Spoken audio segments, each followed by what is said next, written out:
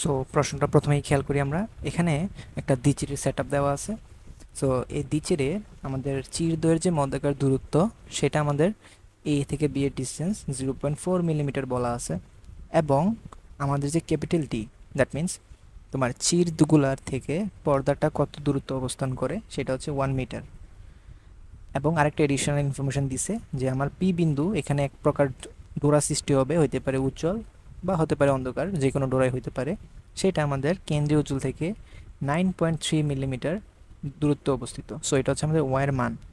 So গ নাম্বারে আমাকে বের করতে বলছে আমার যদি পি বিন্দুতে 12তম উজ্জ্বল ডোরা সৃষ্টি হয়। সো যেহেতু পি বিন্দুতে তোমাকে কোয়েশনে উল্লেখ করে দেয় না একেবারে ক্লিয়ারলি উদ্দীপকে যে সেটা কি উজ্জ্বল ডোরা নাকি অনুজ্জ্বল ডোরা। সো প্রশ্নে স্যাররা চাইলে এটাকে উজ্জ্বল ধরেও তোমাকে কোয়েশ্চেন জিজ্ঞেস করতে পারে, অথবা অন্ধকার ধরেও জিজ্ঞেস করতে পারে। যেমন এখানে উজ্জ্বল ধরে জিজ্ঞেস করছে, তার মানে তোমার যদি পি বিন্দুতে y(12b) সৃষ্টি হয় তাহলে তরঙ্গ দৈর্ঘ্য কত হবে। সো আমরা জানি উজ্জ্বল ডোরার জন্য যে equation N capital D lambda by small D. So এখান থেকে যদি তুমি ল্যামডা হিসাব করো সেটা তোমার হবে D into y(12b) divided by N into capital D. So D এর মান এখানে কোয়েশনে কত দেওয়া আছে, 0.4 মিলিমিটার। সো একটা জিনিস মাথায় রাখবা যে তুমি একটা ইকুয়েশনে সব সব ইউনিট একই প্রকারের ইউনিটে রাখতে হবে। হয় সবগুলা এসআই ইউনিটে রাখতে হবে, অথবা সবগুলাই সিজিএসসি ইউনিটে রাখতে হবে। সো আমরা সবগুলোকে এসআই এককে নিয়ে যাই। সো এটাকে মিটারে নিয়ে গেলাম ইন্টু y(12b), সেটা আমাদের 9.3 মিলিমিটার। এটাকেও মিটারে নিয়ে গেলাম। এন এর মান হচ্ছে 12, যততম ডোরা তত হচ্ছে এন এর মান, into d. So capital D 1 metre দেওয়া আছে। সো ক্যালকুলেশন যদি করো তোমার অ্যান্সার হবে 3.1 ইন্টু 10⁻⁻7 মিটার। ঠিক আছে, ওকে। সো এখন চলো আমরা ঘ নাম্বারটা দেখি যে কী জিজ্ঞেস করছে। আমার যে এক্সপেরিমেন্টটা সেটা যদি পানিতে সংঘটিত হয় তাহলে 9.3 মিলিমিটার দূরে উজ্জ্বল ডোরার ক্রমের পরিবর্তন হবে কি না। সো খুবই ইন্টারেস্টিং একটা কোয়েশ্চেন। সো আমরা জানি আমরা যখন দ্বিচিরের পরীক্ষাগুলো যখন পড়তাম, ইয়াংয়ের ডাবল স্লিপ পরীক্ষা, ইয়াংয়ের দ্বিচির পরীক্ষা, এখানে কিছু কনভেনশন ছিল। কনভেনশনগুলো এরকম ছিল যে আমরা ধরে নিছি যে আলোগুলো যে দ্বিচির দিয়ে পাস হইতেছে এবং পর্দায় যে যাইতেছে, সো দ্বিচির এবং পর্দার মাঝখানে, ধরো এটা ধরো এটা যদি আমাদের দ্বিচির হয় আর এটা যদি পর্দা হয়, সো এই দ্বিচির এবং পর্দার মাঝখানে আমরা কনভেনশন ধরে নিছি কি আছে, বায়ু আছে। সো যেহেতু বায়ু আছে, সো বায়ুর জন্যে আমরা জানি তার প্রতিসরণাঙ্ক হচ্ছে 1। সো বায়ুর প্রতিসরণাঙ্ক যদি তোমার 1 হয় তাহলে এই ক্ষেত্রে তোমার যেই তরঙ্গ দৈর্ঘ্য সেগুলোর তো কোনো কিছুই চেঞ্জ হবে না। মানে আমি বোঝানোর চেষ্টা করতেছি এটা যে ধরো তুমি মনে করো যখন 9-10 যে এই জিনিসটা অবশ্যই পড়ছো, তরঙ্গ যখন এক মাধ্যম থেকে অন্য মাধ্যমে যায় তার তরঙ্গ দৈর্ঘ্যের পরিবর্তন হয়। সো এই মাধ্যম যদি m1 হয়, এই মাধ্যম যদি তোমার m2 হয়, সো মিডিয়াম ওয়ানে তোমার যদি তরঙ্গ দৈর্ঘ্য λ1 হয়, একই তরঙ্গের তোমার মিডিয়াম তুলতে গেলে তার তরঙ্গ দৈর্ঘ্য তোমার λ2 হয়ে যাবে। সো বুঝতে পারতেছো যে তরঙ্গ দৈর্ঘ্যের পরিবর্তন যদি হয়ে যায়, তো তুমি যতগুলোই সূত্র পড়ছো ওয়াই এন বি বা y n d, d n d λ/2d, এই সবগুলো ইকুয়েশনে কিন্তু ল্যামডা টার্মটা কিন্তু আছে। সো তোমার যদি ল্যামডাই চেঞ্জ হয়ে যায় তাহলে এই ইকুয়েশনে যে ক্যালকুলেশন তুই করো ওয়াই এন বি এর জন্য, এই এন এর মান এগুলো তো চেঞ্জ হয়ে যাবে না। সো সেই ধরনের কোয়েশ্চেনে তোমাকে জিজ্ঞেস করছে যে তোমার যদি এক্সপেরিমেন্টটা তুমি বায়ুতে না হয়ে পানিতে তুমি সংগঠিত করো তাহলে তোমার 9.3 মিলিমিটার দূরে উজ্জ্বল ডোরার ক্রমের পরিবর্তন হবে কি না। যেমন আমি যখন এয়ারে, বাতাসে যখন আমি উজ্জ্বল ডোরা বা দ্বিচির পরীক্ষাটা সম্পন্ন করলাম তখন এই পি বিন্দুতে আমি 12তম উজ্জ্বল পেয়েছি।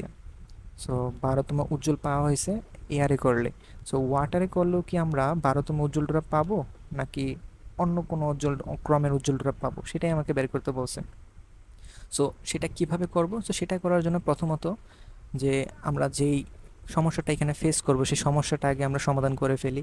যে আমরা এটা অবশ্যই শিওর যে আমাদের যখন মিডিয়াম যখন চেঞ্জ হয়ে যাবে তখন আমাদের ল্যামডা আর ল্যামডা সমান থাকবে না। অর্থাৎ আমাদের শূন্য অবস্থানে আলোর যে তরঙ্গ দৈর্ঘ্য সেটা অন্য মাধ্যমে তরঙ্গ দৈর্ঘ্যের সমান হবে না। সো সেটা কত হবে, সো সেটা বের করার জন্য ল্যামডা প্রাইম বা ল্যামডা ডাব্লিউ তুমি যেটাই বলো না কেন সেটা হচ্ছে তোমার বায়ু মাধ্যমে যে তরঙ্গ দৈর্ঘ্য সেটাকে তোমার প্রতিসরণ অঙ্ক দিয়ে ভাগ দিতে হবে যে মাধ্যমের তুমি তরঙ্গ দৈর্ঘ্য চাও, ঠিক আছে। সো আমি এটাকে ল্যামডা ডাব্লিউ দিয়ে প্রকাশ করলাম। সো তুমি তো জানো যে বায়ুর মাধ্যমে তরঙ্গ দৈর্ঘ্য তোমাকে এখানে কোয়েশ্চেনে বলা আছে, কোয়েশ্চেনে বলা নাই সরি, আমরা গতে বের করছি 3.1 ইন্টু 10⁻⁻7 মিটার। আর এটাকে যদি তুমি পানির প্রতিসরাঙ্ক দিয়ে ভাগ দাও, যেটা হচ্ছে তোমার 4/3, সো এখানে 4/3 দিয়ে যদি ভাগ দাও, সো তোমার ল্যামডার মান আসবে 2.325 ইন্টু 10⁻⁻7 মিটার। সো তুমি যেই আলোটা দিয়ে এক্সপেরিমেন্ট করতেছো সেটা অ্যাকচুয়ালি এত তরঙ্গ দৈর্ঘ্য, ঠিক আছে, আগেরটা কিন্তু না এখন। সো যেহেতু এখন আগেরটা নাই, সো আমাদের যে ওয়াই অফ এন বি এর যে ইকুয়েশন, সেই ইকুয়েশনে এন ডি ল্যামডা ডাব্লিউ ডিভাইড বাই 2d। সো তুমি শুধুমাত্র তোর মিডিয়ামে চেঞ্জ করছো, মাঝখানে আগে ছিল, একসময় ছিল বায়ু, একসময় ছিল ওয়াটার। সো বায়ুর পরিবর্তে তুমি যখন পানি দিছো, তো তুমি তো এই small d, capital D, y এগুলো তো চেঞ্জ করো নাই, এগুলো তো আগের মতোই আছে। সো এই ইকুয়েশনটাও আগের মতোই থাকবে। দ্যাট মিন্স তোমার পি বিন্দু যত দূরত্বে আছে 9.3 মিলিমিটার, সেটা 9.3 মিলিমিটারই থাকবে। সো এটা হচ্ছে ওয়াই এন বির মান।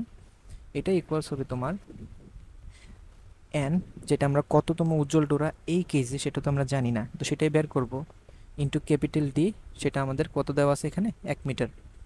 So 1 metre into lambda of W, so lambda ডাব্লিউতে একটু আগে বের করলাম 2.325 ইন্টু 10⁻⁻7, ঠিক আছে। এটা ডিভাইডেড বাই আমাদের 2d, 2 ইন্টু আমাদের ডি এর মান কত 0.4 মিলিমিটার। So 0.4 into 10⁻⁻3।